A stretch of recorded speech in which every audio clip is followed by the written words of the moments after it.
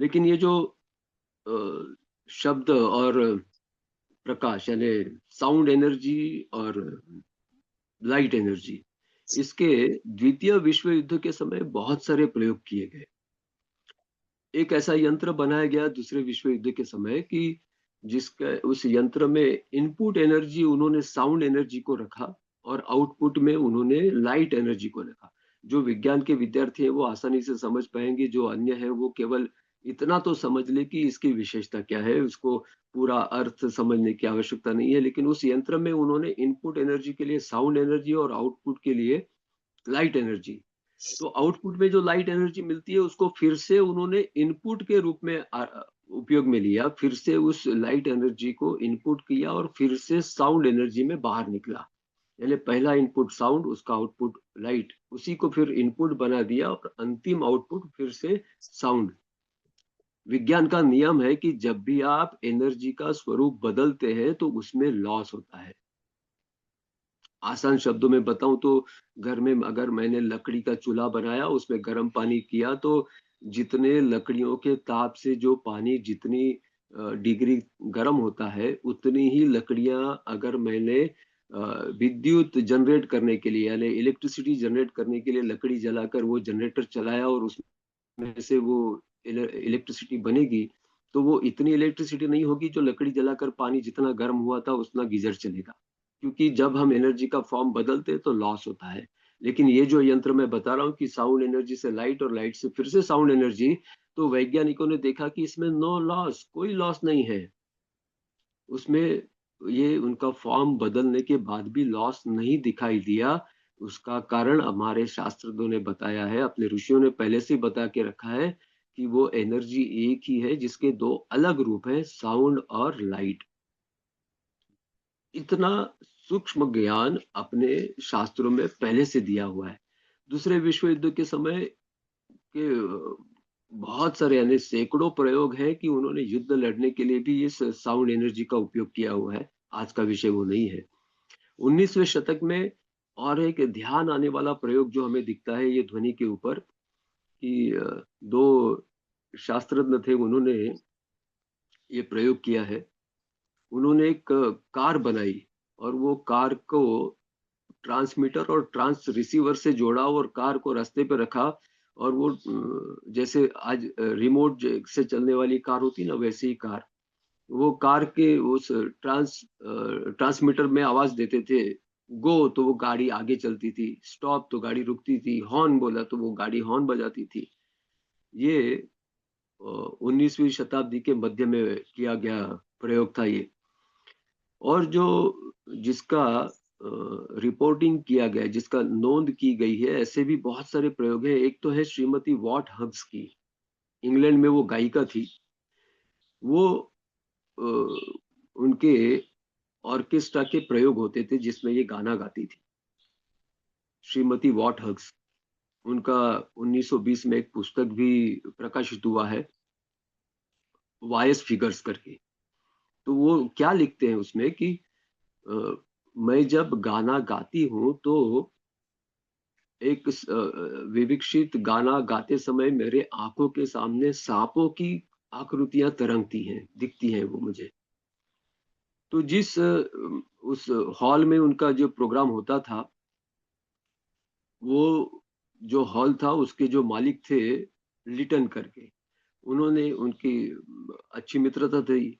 तो ये श्रीमती वॉट हक्स उनके लिटन जी के पास गई और कहा कि मैं ऐसे गाना गाती हूँ तो मेरे आंखों के सामने ऐसे सांप दिखते हैं। तो लिटन जी ने कहा कि ठीक है, अगला प्रोग्राम कब है, तब हम कुछ वैज्ञानिक मेरे मित्र हैं उनको भी बुला लेता हूँ तो वो देखेंगे क्या होता है।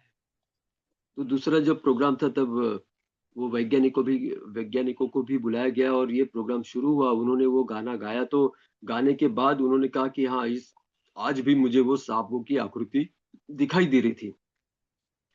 तो वैज्ञानिकों ने उनके मुंह के सामने एक प्लेट लगाई और प्लेट के अंदर टैल्कम पाउडर जितना महीन होता है, पतला होता है, वैसे ही मिट्टी का छाना हुआ धूल ऐसा कहेंगे, उसका एक लेयर उस प्लेट के ऊपर रख दिया और उनको कहा कि अभी गाना गाओ, वही गाना। तो उन्होंने फिर से वही गाना गाना आरंभ किया और गाना समाप्त होने के बाद वो देखा तो जो आकृतियां सांपों की उनको अपने आंखों में दिखती थी, वही आकृति उनको वो रेती के यानी धूल के जो लेयर बनी थी उनके सामने, उसके ऊपर वही आकृति निर्माण हो गई। और उनका जो पुस्तक है वाइस स्पीकर्स में वही है कि एक तरफ उन्होंने गाना लिखा है और उसके सामने सामने के पन्ने पर उसमें से निर्माण होने वाली आकृति भी बताई है। जैसे हर पन्ने पर एक गाना और सामने उसकी आकृति। ये 1920 का उनका लिखा हुआ पुस्तक है। और एक जो प्रयोग किए गए श्रीमती लैंग का, ये लैंग भी भजन या फिर गीत गाती थी। वो अलग जगह पर थे। तो उन्होंने अपने आप एक प्रयोग किया कि उन्हें भी कुछ न कुछ ऐसे आकृतियां दिखती थी। तो उन्होंने रेती का नहीं लेकिन मोम का एक पतला पर्दा बनाया और वो अपने चेहरे के सामने उन्होंने स्टैंड बना के उसको लगा दिया और उसके सामने बैठकर वो अपने गीत गाते थे।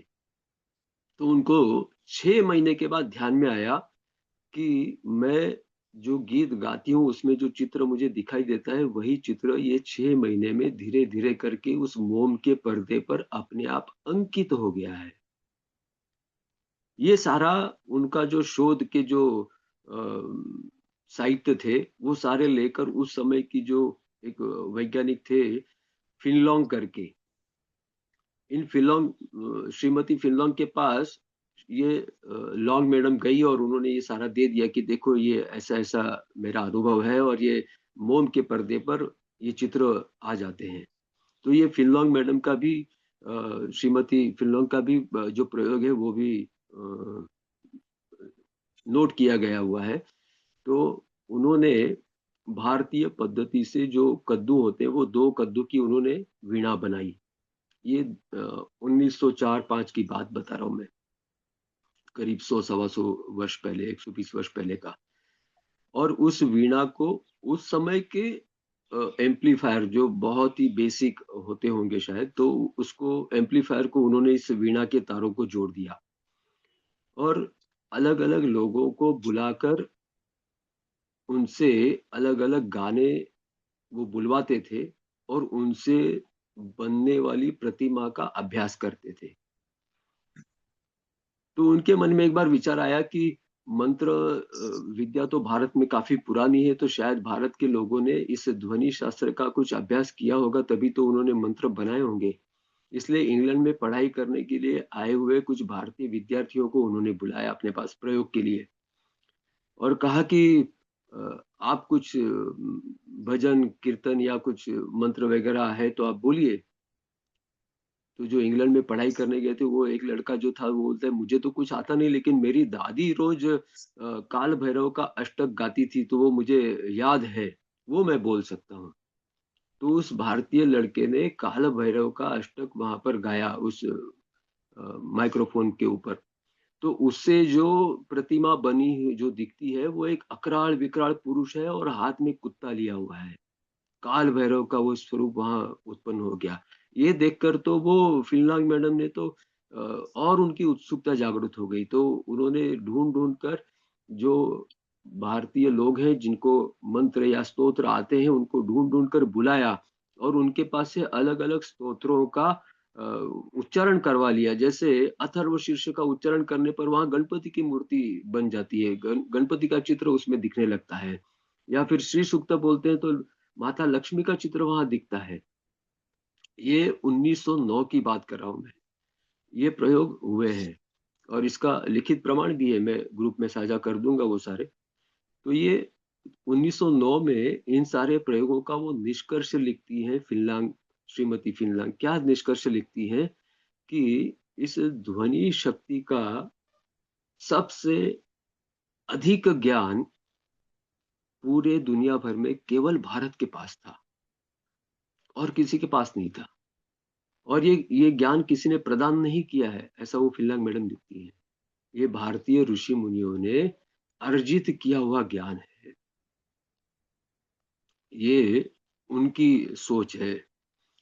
वो आगे लिखती है कि कोई भी मंत्र या स्तोत्र आप जितनी अधिक श्रद्धा से, भाव से, मन से गाते हैं या उसका उच्चारण करते हैं, जितनी अधिक श्रद्धा होगी, उतना उससे बनने वाला जो स्पंदन है, उसका जो चित्र है, वो उतना अधिक स्पष्ट बनता है। श्रद्धा कम होगी, तो वो चित्र अस्पष्ट बनेगा और श्रद्धा पूरी होगी, तो उससे बनने वाला चित्र है, वो पूरा स्पष्ट होता है। हमारे दैनंदिन जीवन का एक आसान उदाहरण ऐसा है कि जब हम सत्यनारायण की घर में पूजा होती है, उस समय पे जो प्रसादी के रूप में शीरा बनाते हैं, उसका स्वाद और घर में यूं ही नाश्ते के लिए बना हुआ शीरा, उसका स्वाद में जमीन आसमान का अंतर होता है। बनाने वाली व्यक्ति एक ही होती है, उसमें लगने वाला साहित्य भी एक ही होता है, लेकिन दोनों समय के शीरे में स्वाद का बहुत बड़ा अंतर होता है।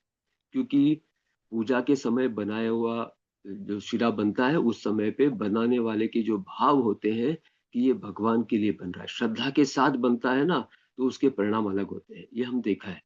तो यही बात ये श्रीमती फिनलांग ने अपने शोध में लिखा है कि कोई भी मंत्र का उच्चारण आप जितनी अधिक श्रद्धा भाव से करते हैं, तो उससे उसके परिणाम बहुत अच्छे और अधिक मिलते हैं।